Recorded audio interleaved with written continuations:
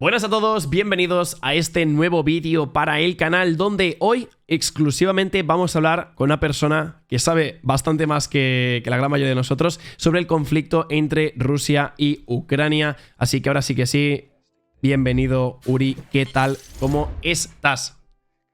Hola Marc, ¿qué tal? Pues aquí a la expectativa de a ver si habrá guerra o no habrá guerra, la verdad. Un poco nervioso, pero analizando la situación. Vale, perfecto. A ver, os pongo un poquito en contexto. Quería hacer este vídeo más que nada porque últimamente el tema está calentito. Yo, de hecho, ni me hubiese molestado a decirle a Uri de hacer este vídeo, pero bueno, primera vez que estás en el canal. A lo mejor no es la última porque este conflicto nos va a dar muchas sorpresas, nos va a dar muchos momentos de incertidumbre y creo que es importante, sobre todo, entender el contexto, ¿no? O sea, Uri ahora mismo lo que nos va a explicar es un poquito, vamos a llamar la narrativa, ¿no? De cómo está sucediendo todo. Y yo creo que lo más importante es entender el contexto, es decir, la OTAN, ¿no? Un conflicto internacional. ¿Qué está ocurriendo ahora mismo entre Rusia y Ucrania que puede desestabilizar la economía global? Por ejemplo, tenemos que remontarnos en tiempos de después de la Segunda Guerra Mundial, en el que Europa quedó dividida entre dos bloques, ¿no? El bloque comunista que formaba la URSS y el bloque capitalista. Entonces, en el bloque capitalista teníamos la OTAN, que es la organización que coopera militarmente, entre otras cosas, y también en el otro lado teníamos el bloque comunista con el Pacto de Varsovia. ¿Qué pasó? Pues que la URSS se fue a la mierda básicamente a los 90, cayó, y entonces la OTAN se hizo fuerte. Y como vemos en este mapa a continuación, a lo largo de estos últimos años, poco a poco se han ido adheriendo nuevos países a la OTAN. ¿Qué pasa? Que a Rusia a esto no le gusta nada porque al final la OTAN para ellos representa que es Occidente, ¿no? Los americanos sobre todo, y entonces es como que pueden enviar tropas cerca de sus fronteras. ¿Y por qué es tan importante esto ahora mismo cuando hablamos sobre Ucrania? Pues porque Ucrania justamente no forma parte de la OTAN. Ahora mismo ella no forma parte, pero quiere. Y Rusia no quiere, ya lo ha manifestado públicamente, de yo no quiero que Ucrania ingrese en la OTAN. Así que están jugando un poco cada uno sus fichas, ¿no? Sus cartas, como si fuera una partida de Risk, a ver quién acabará ganando. Claro, podríamos decir que, por desgracia, Ucrania está en la frontera. Claro, es que está separando, ¿no? la parte que decimos de la OTAN con la parte justamente que es básicamente Rusia, que no quiere pertenecer a la OTAN. Hay intereses económicos, territoriales, de mil historias, ¿no? Porque realmente el más importante, obviamente siempre ha tenido pues un histórico todo esto, no ha nacido de la noche a la mañana este conflicto que tienen entre ellos. Pero el tema de las tuberías, ¿no? El tema del gas. ¿Qué está sucediendo ahora con el tema del gas, Uri? Pues como bien vemos, al margen de los intereses geopolíticos, también están los intereses económicos. Como muchos sabéis, Rusia es un gran exportador de gas, y en este caso Europa. Es decir, Europa depende en gran medida del gas ruso. Por ejemplo, para que os hagáis una idea, en Francia y Alemania obtienen el 40% de su gas a través de Rusia, ¿no?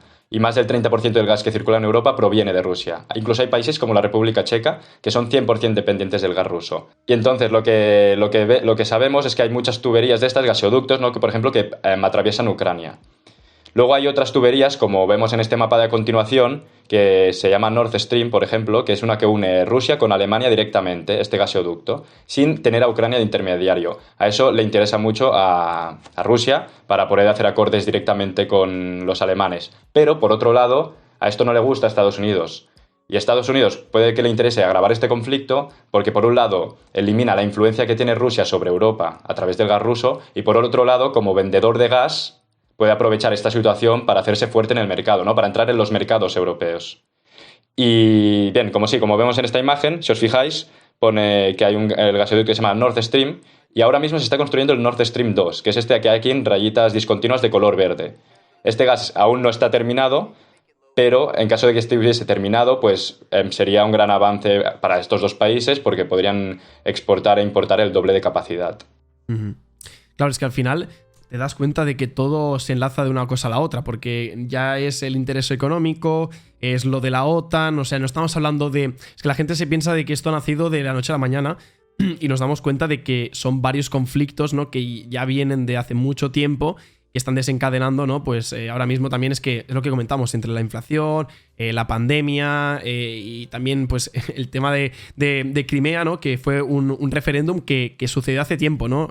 ¿Cómo sucedió lo de Crimea y en qué quedó al final? Sí, así es, Marc. como muchos parece, en plan, el conflicto ha amanecido de la noche a la mañana y no es así. De hecho, Ucrania y Rusia ya estaban enfrentadas desde el 2014. Para que os pongáis una idea un poco de contexto, en el 2013, finales de 2013, principios del 14, hubo una serie de manifestaciones que dejaron decenas de muertos, de hechos, y acabó con la huida del presidente, Viktor Yanukovych, en aquel momento, a Rusia, ¿no? Entonces, como que ganaron los más proeuropeístas dentro de Ucrania. ¿Qué pasó? Que a esto Rusia no le gustó. De tal manera que se organizó un referéndum de autodeterminación no oficial en la península de Crimea, como vemos en este mapa, que está ahí el sud abajo, entre el Mar Negro y el Mar de Azov, y se la anexionó. Es decir, hicieron el referéndum, lo ganaron y entonces Rusia, o sea, Crimea se anexionó, se formó para ser parte de Rusia, ¿no?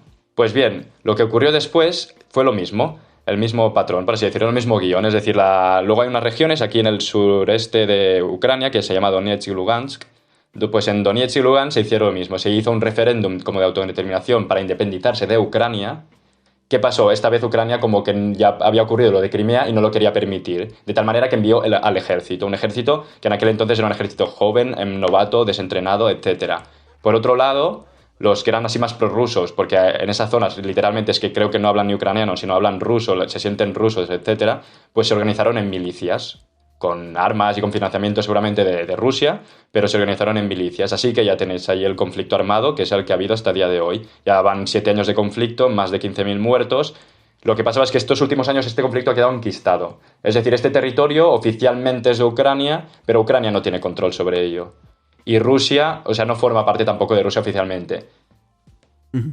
Y una cosa, Uri, ¿cuál es el sentimiento de las personas que están en Donetsk, Lugansk, o sea, esa región justamente que está en la frontera con Rusia?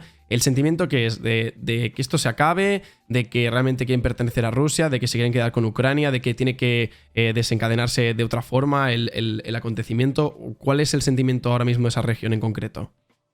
Pues el sentimiento, por desgracia o por gracia, no estoy ahí, entonces no te puedo dar información de primera mano, pero seguramente sea de pánico o de temor a una guerra, ¿no? Porque ellos de hecho ya la han sufrido, una guerra así de mucho desgaste, ¿no? De muchas muertes, porque al final también muere mucha gente inocente.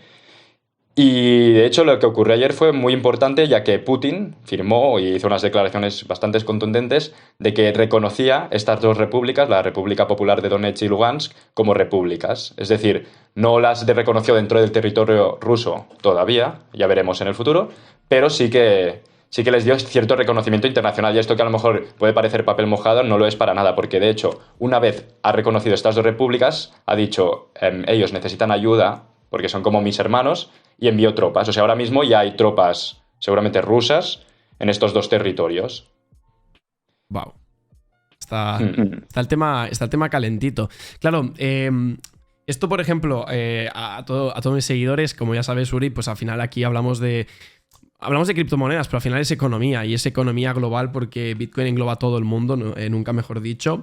Entonces, seguramente tendremos que hacer más vídeos, esto para empezar, porque yo creo que ahora mismo estamos como tocando simplemente la punta del iceberg. Veremos cómo avanza todo. O sea, ahora algo se ha incendiado, se apagará el fuego, seguirá el bosque quemándose, aún no lo sabemos. Pero claro, el peor escenario de este acontecimiento, o al menos esto que está empezando a suceder, ¿puede desencadenar a una posible guerra mundial en un caso hipotético? O sea, ¿puede llegar a ocurrir esto? No soy tan experto en el tema. A pesar de que la posibilidad sea ínfima, es decir, de un 0,00x%, lo que sea, la posibilidad, no sé, o sea, nunca hay que descartar pues todas las opciones del juego. Yo lo que veo seguramente que pueda pasar, ya que también aquí muchos titulares a veces pecamos de histeria, ¿no? Pánico, de Rusia quiere invadir Ucrania, etc. No creo que Rusia quiera invadir Ucrania entera como tal, ya que seguramente la población de Kiev es que no lo aceptaría. Entonces, no le veo ningún interés que le pueda sacar. Pero sí que podría pasar a lo mejor que Rusia pues haga lo mismo que Crimea, pero que ocurrió con Crimea, pero con Donetsk y Lugansk, ¿no? Que es las anexiones, es decir, que diga ahora esto forma parte de Rusia. El peor escenario que podría pasar, sería por lo mejor que Ucrania ingresara en la OTAN, por ejemplo. Si Ucrania ingresa en la OTAN, recibe apoyo directo de militares americanos, y eso creo que no lo quiere nadie, porque si en el momento que muera a lo mejor un soldado americano en manos del ruso o viceversa, este conflicto, que es así ahora mismo regional y a nosotros nos puede afectar más o menos, pero que a lo mejor a muchos ni les va ni les viene, podría derivar en un conflicto mundial, es decir, una guerra mundial. Y las guerras mundiales han habido 2 y han sido catastróficas. Pero ¿qué pasa? Hay que añadir que ahora mismo lo que tenemos es, a diferencia de la Segunda Guerra Mundial, tenemos armas nucleares. Es decir, que el conflicto regional no escale a una posible guerra mundial, y si tenemos una guerra mundial, pues nadie sepa lo que querrá ocurrir, ¿no?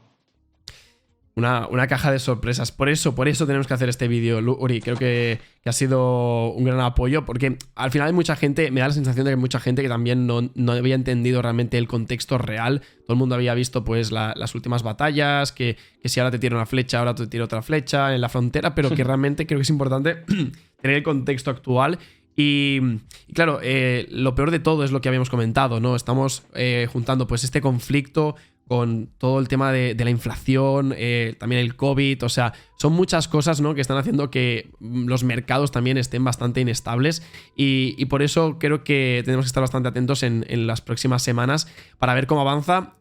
Uri, desde aquí ha sido todo un placer. Te tenemos que invitar otra vez, porque creo que la gente querrá escucharte para que nos des un update a lo mejor la semana que viene de cómo va avanzando todo, porque viendo el panorama parecía como que se estaba enfriando un poco la situación, pero hemos vuelto, ¿no? Ahora Putin ha vuelto a reactivarse en el Risk, y esto es importante, pues que de alguna forma pues lo podamos compartir para que tengan más visibilidad. Así que, oye, Uri, ¿quieres decir algo? No, un placer estar aquí y poder hablar de estos temas que me parecen súper interesantes, y que lo que has dicho, de hecho, al final afectan a la economía, ¿no? Porque nada es casual, hay ciertas fluctuaciones, pero seguramente a corto plazo todo parece que los mercados, ya no hablamos ni de Bitcoin ni nada, sino yo creo que en general seguramente las bolsas y todas las economías se resientan de esto. 100%, 100%. Y bueno, veremos también en el próximo episodio de Charlando con Uri, China. China está cerca, pero de momento no se ha pronunciado. A ver si en las próximas semanas toca cubrir algo de actualidad. No son temas que nos encanten, porque al final todo lo que son guerras y demás ya sabéis que es lo peor que existe en la humanidad y en la Tierra, pero son noticias que afectan también a la economía, y como canal de economía de criptomonedas, pues a veces es importante pues repasar estos aspectos. Así que bueno, Uri, muchísimas gracias, y nos vemos por el canal, ¿vale? Un saludo y un abrazo a todos, que vaya muy bien. Hasta luego, chao.